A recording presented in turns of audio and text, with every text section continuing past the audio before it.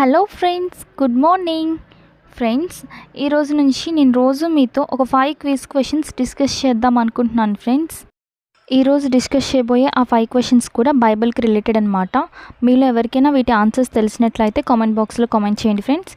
In case ఎవరికైనా తెలియకపోయినట్లయితే నేను ఈరోజు పెట్టిన వీడియోది ఆన్సర్స్ నేను రేపు పోస్ట్ చేయడం జరుగుతుంది. సో అక్కడ చెక్ చేసుకోండి ఫ్రెండ్స్. నేను ఒక క్వశ్చన్ 2 times రిపీట్ చేస్తాను ఫ్రెండ్స్, కేర్ఫుల్గా వినండి. అండ్ మీకు ఈ వీడియో నచ్చినట్లయితే లైక్ చేయండి friends and subscribe to my channel.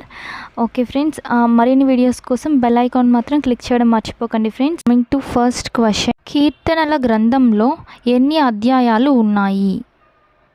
కీర్తనల గ్రంథంలో ఎన్ని అధ్యాయాలు ఉన్నాయి? సెకండ్ క్వశ్చన్, యోనా ఎవరి కుమారుడు? యోనా ఎవరి కుమారుడు?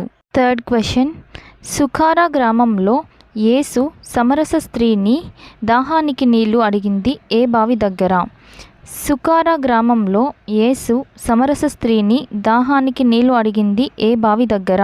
ఫోర్త్ క్వశ్చన్, ద్వితీయోపదేశ కాండమును ఎవరు రచించారు? ద్వితీయోపదేశ కాండమును ఎవరు రచించారు?